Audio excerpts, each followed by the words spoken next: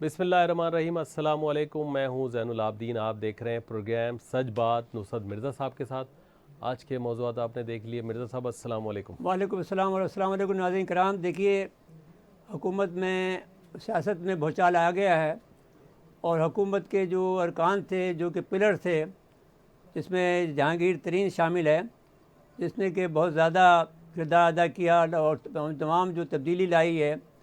तब्दीली से मुराद ये है कि हुकूमत जो दिलाई है इमरान खान को, वो जहांगीर तरीन दिलाई है और ये कह के दिलाई है कि जो इलेक्टेबल्स हैं वो उनके पास लिस्ट लेके गए और कहा कि जो इलेक्टेबल्स हैं, ये जो जागीरदार होते हैं, ये ज़मींदार होते हैं, ये इलेक्टेबल्स हैं, इनको आप लें तो फिर आप जीत जाएंगे। अब अगर वो जीत गए थे तो उसके बाद में भी इनकलाबी तब्दीली लाने के लिए उनको भुट्टो का स्टाइल इस्तेमाल करना चाहिए था, ताकि वो पंजाब में पॉपुलर होते। भुट्टो पंजाब में इसलिए पॉपुलर हुए कि उन्होंने जागीरदारी निज़ाम के ख़िलाफ़ और आवाम को, किसानों को उन्होंने मजबूत किया। तो अब इनका जो बड़ा ग्रुप है जहांगीर तरीन का, वो एक वक्त बगावत पे आमादा है। वो कहते हैं कि हमारे साथ हमारी किरदार कशी हो रही है और इस पर 21 अप्रैल को जहांगीर तरीन के घर के घर में के लाहौर में वाक़ा घर में जो इजलास बुलाया गया है, उसमें करीब कहा जाता है कि कोई 40 अरकान जो कि पंजाब असम्बली के और कौमी असम्बली के हैं, वो शामिल होंगे। अभी हम सुन रहे थे कि इसहाक खाकवानी और राजा रियाज ये कह रहे थे कि हम ये आखिरी वार्निंग दे रहे हैं हुकूमत इमरान खान की हुकूमत को कि अगर वो उन्होंने हमारे साथ इंसाफ नहीं किया, क्योंकि हमको उन्होंने से जब पूछा गया कि आप ये क्यों शिकायत कर रहे हैं, तो इस पर उन्होंने कहा कि साहब हम जो ये पार्टी बनी थी इस बात पर कि इंसाफ होगा और ये कि सबके साथ बराबर का सलूक होगा, तो हमारे साथ सलूक का असर नहीं हो रहा है। तो उन्होंने कहा कि साहब आप इसमें सियासत को क्यों ला रहे हैं। तो इस पर उन्होंने कहा कि साहब सियासत को नहीं ला रहे हैं, हम तो इंसाफ मांग रहे हैं। और इस पर फवाद चौधरी का ये कहना था कि ये जो है पहले एक जो एडवोकेट था उस पर हम मुकदमा चला, वो अपने आप को क्लियर करा के आए। फिर इसके बाद में दूसरे जो बाबर अवान साहब का बाबर अवान को, फिर इसके बाद में जो अलीम डार का भी अलीम डार का था वो करके आए। तो इस तरह से ये भी अपने आप क्लियर करके आ जाएं, तो हम तो इनकी कोई किरदार कशी नहीं कर रहे हैं। तो वो इस बात पर ये इसरार है इनका कि साहब ये हमारे अच्छा मसला ये है कि ये बड़ा ग्रुप जो बगावत अगर करेगा तो हुकूमत कैसे रहेगी, ये बड़ा मसला है। और महंगाई जो है वो बढ़ रही है और कारकर्दगी इनकी सिफर है। वो कहते हैं कि साहब मैं महंगाई को कंट्रोल कर लूँगा। तो महंगाई को कैसे कंट्रोल करेंगे अगर वो जब तक कि आपको कोई बड़ा एक कोई मतलब एक इनकलाबी मामला का आप ना कर सकें। इसलिए कि आपके पास इनकलाब की सलाहियत मौजूद नहीं है और आपके पास अगर सलाहियत भी मौजूद हो तो आपके पास एलिमेंट्स नहीं हैं, आपके पास टूल्स नहीं हैं कि जिसके ज़रिए से आप इनकलाब ला सकें। भुट्टो साहब ने जिस अंदाज से किया था वो तो उस वक्त वो चीफ मार्शल एडमिनिस्ट्रेटर थे, वो हर काम कर सकते थे, 1 मिनट के अंदर सबको फारिग कर दिया उसने। तो मैं ये कहना चाहता हूँ कि आपके पास जो वक्त मिला था उसमें आप सोचते रह गए कि मुझे क्या करना है और वो आपको कन्फ्यूजन का शिकार रहे। आप में लीडरशिप की सलाहियत मौजूद नहीं थी कि आप फौरी तौर पर फैसला कर सकते कि मुझे ये करना और ये नहीं करना। अब मसला ये है कि जो सियासत है वो सारी की सारी फिर वडेरों के पास और सारी की सारी जो है जागीरदारों के पास और ज़मींदारों के पास चली गई है और वो जहांगीर तरीन का कारनामा है। लेकिन आपको उसने वज़ीर-ए-आज़म ज़रूर बना दिया, लेकिन बड़े नुकसान के बाद में आपको बनाया। पावर अपने पास रखी। अच्छा जी, शहबाज शरीफ के मामला को देख लें कि उसकी राय जो है, अब ये बात दुनिया में ये बात कही जा रही है कि जो उनके करीब तरीन लोग हैं नवाज शरीफ के, जो पहले उनके साथ थे, अब उन्होंने ये बात उनको निकाली है कि जो असल ज़मीन है जिस पर जाती उमरा के मकानात बने हुए हैं वो सरकारी ज़मीन है। तो वो जब उनके लैंड रिकॉर्ड को देखा गया तो उसमें वाकई उसमें नहीं मिला। उन्होंने मुख्तार कार के ज़रिए से और उसके ज़रिए से ये मामला तय कराए थे। एक वहीदा बेगम को कह रहे हैं कि कोई उसको बेचा था और वहीदा बेगम की नाम की फिर वो खातून भी इंतकाल कर गई और फिर बाद में ये ट्रांसफ़र कराया गया इनकी वालदा मोहतरमा के नाम पर। तो वो इस पर वो कहते हैं कि ये बड़ा मुकदमा है। अब राना सनाउल्लाह के ख़िलाफ़ भी जो है दहशतगर्दी के मुकदमे की तैयारी हो रही है। तो वज़ीरा की जो वो कह रहे हैं कि साहब वो जहाँ इस पर ये कह रहा है वो राना सनाउल्लाह कि राना सनाउल्लाह पे तो बगावत का मुकदमा तो नहीं, लेकिन वो जो कत्ल का मुकदमा है जो कि वहाँ का मॉडल टाउन वाला, वो उनके ऊपर बनता है, वो क्यों नहीं बन रहा मेरी समझ में नहीं आता। जी वो ताहिल कादरी साहब के कारकुनान मारे गए थे। हाँ, वो कुछ भी नहीं हो सका और मेरे ख्याल में उन्होंने दियत ले ली है, उसका मुआवजा ले लिया है। जी। अच्छा, जब हमने बता दिया था कि आपको एक दो गाड़ियाँ जी। बुलेट प्रूफ और इतना हर एक के लिए इतने पैसे, वो उस वक्त हमें ये अभी वो हमने बता दिया था कि ये कितने पैसे हर एक के मेरे पैसे लिए हैं, वो सबको खामोश करा दिया इन्होंने। जी। तो अच्छा मेरे साहब, आखिरी बस अब इसको वाइंड अप अगर कर लें, ये वज़रा की हलफबर्दारी, वज़रा की हलफबर्दारी हो रही है। अब ये इनसे कुछ होगा नहीं, जो को अब ज़ाहिर है कि फवाद चौधरी तो बहरहाल मैच्योर होकर आया है, ये मैं इसको तस्लीम करता हूँ कि फवाद चौधरी काफ़ी मैच्योर हुआ है और उसके अल्फाज भी अब नपे तुले हैं। तो अब ये जो कुछ भी हुआ है, ये बात याद रखनी चाहिए कि फवाद चौधरी के जो वालिद साहब थे, उन्होंने काफ़ी नवाज शरीफ साहब को जो है और दूसरे लोगों को काफ़ी नुकसान पहुँचाया। बहरहाल साइंस और टेक्नोलॉजी, गवर्नर पंजाब थे जब वो, जी जी, साइंस और टेक्नोलॉजी के साथ जुल्म के शबली फराज साहब को दे दी गई वज़ारत। हाँ, ठीक है, बहरहाल उनकी मर्जी है इमरान खान साहब की। बस वो मुझे जो कहा जा अपने रहा है, आदमी को छोड़ना नहीं चाहते हैं, लेकिन ये है कि अब आदमी को ऐसे रखने से क्या फ़ायदा जिनको काम नहीं आता हो। जी, अब ब्रेक के लिए कहा जा रहा है, ब्रेक के बाद आएंगे। तो ये जो मार्केट्स और शादी हॉल्स वालों का ये बड़ा मामला मसला, खराब अवामी है। मसला है, इस पर बात जी। करनी चाहिए। जी, और ये पूरे मुल्क का मसला है, सिर्फ कराची शहर का नहीं है भाई लाहौर में तो कोरोना हो रहा है, हर एक को वहाँ पर तो जी। सख्ती होनी चाहिए। जी बिल्कुल, पंजाब में सख्ती होनी चाहिए, इसलिए कि वहाँ पर प्रॉब्लम बहुत बढ़ गया, लेकिन कराची में तो ऐसा प्रॉब्लम नहीं है। जी बिल्कुल ठीक है। ब्रेक के लिए कहा जा रहा है, नाज़रीन मौजूदा वक्फा है, वक्फे के बाद दोबारा आते हैं।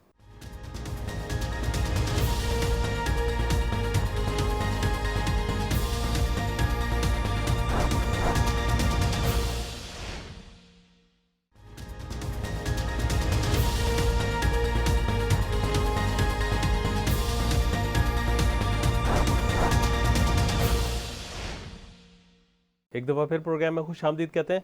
मिर्ज़ साहब कराची हॉल्स बैंक्वेट एसोसिएशन के चेयरमैन शारिक मेमन साहब हाँ, इन्होंने ऐलान किया है कि साहब वो 15 रमज़ान से शादी हाल खोलने का ऐलान करते हैं, क्योंकि होटल खुले हुए हैं, रेस्टोरेंट खुले हुए हैं, तो हमें क्यों नहीं इजाज़त उनका दे रहे? मौक़िफ़ कुछ ठीक तो है। शारिक मेमन साहब अस्सलाम वालेकुम। वालेकुम अस्सलाम। ये आपको वेलकम कहते हैं अपने प्रोग्राम सच बात में। फरमाइए कि ये आपका ये जो ऐलान है कि शादी हाल खोलने चाहिए, आपका क्या मौक़िफ़ है, फरमाइए। जी बिल्कुल, जैसे कि पूरा शहर इस वक्त रेस्टोरेंट्स और हर जगह पे आउटडोर डाइनिंग दी जा रही हैं, जी, जो कि 600 500 अफराद तक की कोई लिमिट भी नहीं है, और रात भर 12 बजे तक आउटडोर तक की उनको सहूलत दी गई है।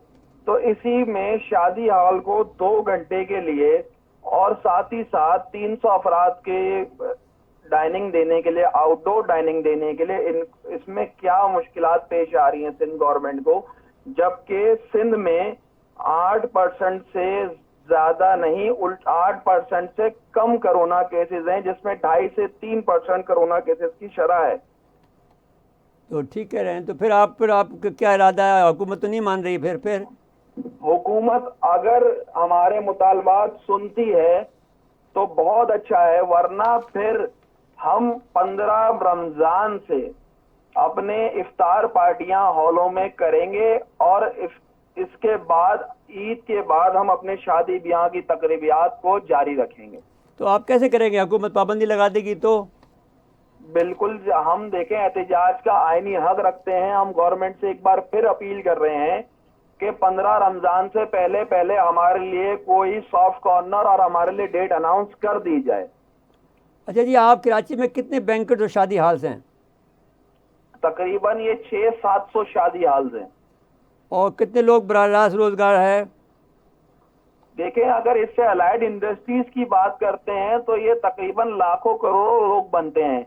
सिर्फ शादी हाल की अगर आप बात करते हैं तो एक तकरीबन समझे एक हॉल में 18 से 20 अफराद की लेबर पाई जाती है। 600-700 जब शादी हाल होंगे, हर हॉल में तकरीबन 18 से 20 लोग वाबस्ता होंगे, तो ये 10-12 लाख अफराद का कारवां बन जाएगा। इसी के साथ साथ जो अलाइड इंडस्ट्रीज हैं, जिसमें केटरिंग वाले हैं, फूल वाले हैं, पार्लर वाले हैं, कपड़े वाले हैं, ज्वेलरी वाले हैं, इससे मुतासिल पता नहीं कितने लोग हैं, कितनी इंडस्ट्रीज हैं जो कि इससे वाबस्ता हैं। तो अब देखिए शादी हाल में तो अगर वो ज्वेलरी वाले तो फिर भी अपने घर में मंगा के ले लेंगे, तो ज्वेलरी का तो कोई प्रॉब्लम नहीं है। सर, जब शादियां नहीं होंगी तो ये रंग रोगान, ये जो अपना औरतें बनेंगी संवरेंगी किस चीज के लिए?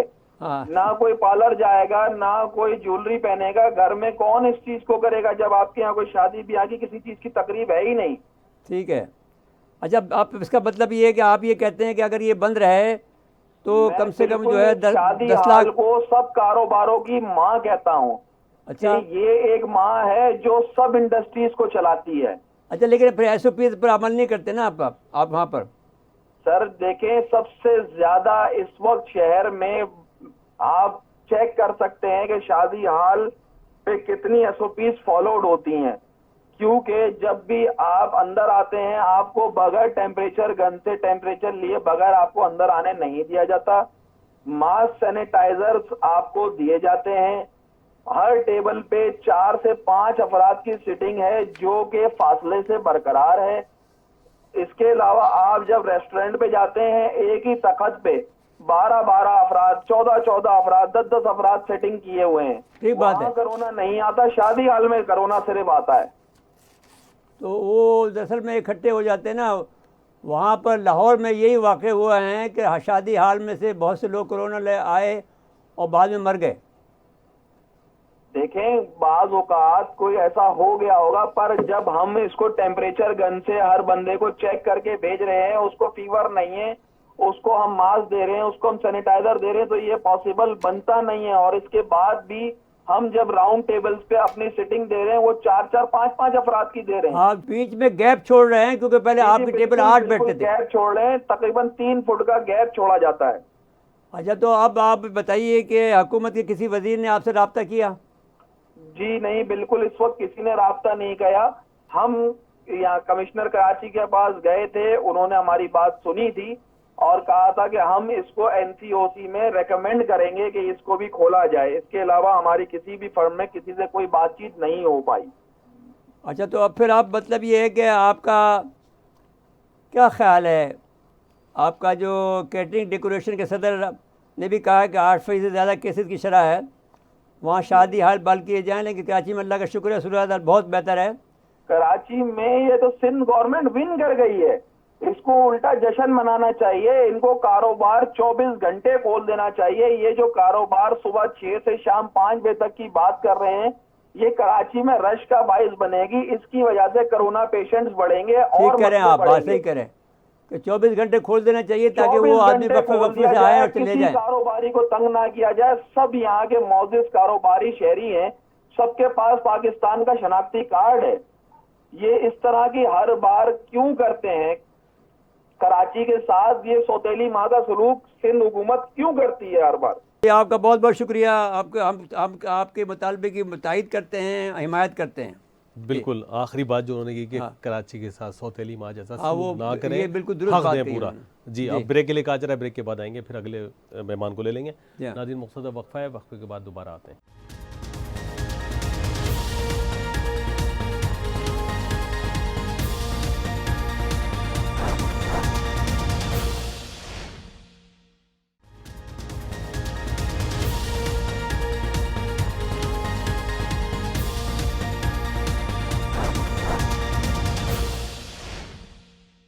एक दफ़ा फिर प्रोग्राम में खुश आमदीद कहते हैं। मेरे साहब एक और मेहमान हैं जो मार्केट एसोसिएशन से उनका ये ताल्लुक हमारे है। दोस्त हैं इलियास मेमन साहब, तारिक अस्सलाम वालेकुम। रोड ट्रेड अलायंस के सदर हैं। ये अब फिर मसला आ गया है आपका, आपके साथ फिर जुल्म शुरू हो गया है, फरमाएं। हाँ, बहुत बड़ा मसला है। देखिए, आज हमारी कराची कमिश्नर से मेरे टेलीफोन पे बात मेरी हुई थी। इनको मैंने सारी बातें समझाई हैं कि रात को 12 बजे से लेकर 6 बजे 12 बजे तक, 6 बजे से 6 बजे तो मैंने हो ही सकता। मैंने इनसे बात कराची कमिश्नर को मैंने बोला है कि 12 बजे से दोपहर 12 बजे से लेकर रात को 12 बजे तक, और हफ्ते में 2 छुट्टियां हम कबूल नहीं करेंगे। एक ही छुट्टी जुमे को करेंगे, हफ्ते को बाजार खुलेगा, इतवार को बाजार खुलेगा। मैंने नासिर साहब को फोन कर, नासिर साहब ने फोन नहीं उठाया, सईद गनी ने फोन नहीं उठाया। ये पता नहीं क्यों फोन नहीं उठाते। इन्होंने कारोबार तबाह बर्बाद करने के चक्कर में लगे हुए। जब ये प्रेस कॉन्फ्रेंस किया करें वहाँ पहुँच जाएं आप। अब वहां तक मैं तो आर्मी चीफ से अपील करता हूँ, ये मेहरबानी करके हमारा बैठ का मसला करवाएं। दूसरी बात कह रही कि मैंने वफाक का 18वीं तरमीम के बाद जो है सिंध गवर्नमेंट के पास इख्तियारात है, 18वीं तरमीम के बाद वफाक का इंतजाम नहीं है। आप अपनी मर्जी से आपने टाइम इसको बढ़ा दे। हम तो आपके टाइम रिवर्स करने की बात भी नहीं कर रहे। हम तो ये कह रहे हैं कि दोपहर में 12 बजे से लेकर रात को 12 बजे तो बाजार खोल दें, हफ्ते में 2 छुट्टी खत्म कर दें और जुम्मे को बाजार हम बंद करेंगे। अब इस तरह बात करोगे तो लोगों में लोगों में बहुत ज्यादा मायूसी फैल जाएगी, लोग हंगामा कर सकते हैं, लोग परेशान हो सकते हैं। वैसे ही कारोबार स्वभाव बर्बाद है। लोगों ने बैंक से कर्जे लेके, उधार लेके लोगों को चेक दिए में, तो उधार माल भरी कहाँ से पैसे भरेंगे? इतना तो लोग स्वभाव बर्बाद हो जाएगा मार्केट के अंदर, पूरी मार्केट में। तो आप पूरे कराची के जो ताजिर हैं वो यकजा हुए हैं अभी या नहीं? ताजिर एक पेज पे, ताजिर इस बात पे, ताजिर एक पेज के ऊपर है। ताजिर सबने एक बात करी है। रात को हमारी ताजिर से मीटिंग हुई है, रात को 12 बजे, दोपहर में 12 बजे से लेके और रात को 12 बजे तक बाजार खोला रहेगा। और हफ्ते में जब जुम्मे की छुट्टी करेंगे, हफ्ता भी खोलेंगे, इतवार भी बाजार खोलेंगे। और कराची कमिश्नर को मैंने खुल के बात कही थी कि हमारी नासिर साहब से मीटिंग करा दे, वजीर आला से बात करा दे। मैंने जुबैर मोती वाला साहब को भी फोन करा, लास्ट टाइम सिराज कासिम डेली साहब थे, इन्होंने किरदार अदा किया। जब जुबैर मोती वालों को फोन करा है, मजीद अहमद से बात करी चैम्बर में। कोई आदमी आपकी सुन नहीं रहा है जी, तो आपके जो पुराने नुमाइंदे थे वो भी नहीं सुन रहे आपकी बात? नहीं वो सुन रहे, वो तो सुन रहे। जुबैर मोती वाला ने बात करी, जुबैर में वजीर आला से बात को, इन्होंने खत लिखा है, खत लिखा, सब कुछ लिखा, बातचीत करी हुई है।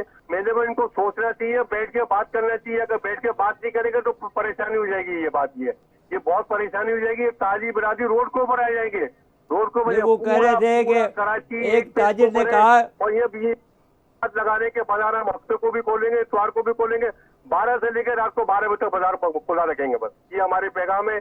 आपकी केबिन से जितने भी लोग देख रहे हैं, वफाक देख रही है। मसला ये है कि जब हमने बात की है फेडरल में बात की है, तो उन्होंने कहा कि भाई हम सेंटर को देख रहे हैं, हम सिंध को नहीं देख पा रहे हैं। ठीक है। दूसरी बात, एक बात और आपको बताओ, हमारी अलमुस्तफा वेलफेयर सेंटर में PCR कोरोना टेस्ट फ्री है। उसमें 100 के ऊपर 3 आदमी 4 आदमी कोरोना के निकलने पॉजिटिव, समझ में है ना? इतना है भी नहीं कराची के अंदर, और फिर भी कराची का जाती कर रहे हैं। कराची का सौतेली वाला मार्च शुरू कर रहे हैं। इनको नहीं करना, इनको बैठ के बात करनी चाहिए इनको। ये हाँ, तो लेकिन वो नुमाइंदगी गलत होगी ना आपकी। अभी तक मसला ये चल रहा है। नहीं भाई, आपकी नुमाइंदगी, हम तो आपके टीवी से आवाज लगा रही, सुन रहे होंगे, सारी बातें सुन रहे होंगे। आप सही गनी को लाइन पे ले, मुफ्ता बाप को लाइन पे ले, बात करें। ये किस तरह मतलब ये कर रही है? हाँ ठीक है, उनको लेते हैं। कि आप बताए सुबह 6 बजे के शाम को 6 बजे बंद, और जुम्मे को खोले। जुम्मे को तो वैसे आप भी होता है, जुम्मे को तो नमाज होती 3 बजे तक जुमाते होती है। कहाँ से बाजार खुल सकता है? ये इनको 2 छुट्टियां खत्म करनी पड़ेगी इनको।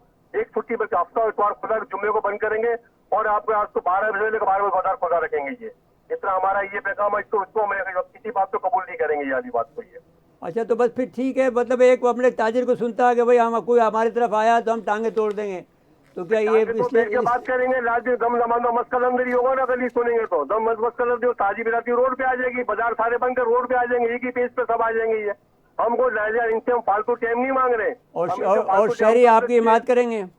हम तो फालतू टाइम, हम तो रिवर्स करके हम तो 12 से लेकर रात को 12 टाइम मांग रहे हैं। ये हमारा हक बनता है। ये ठीक है, मेरे ख्याल में तो आपकी जायज़ बात है। जी जी बिल्कुल।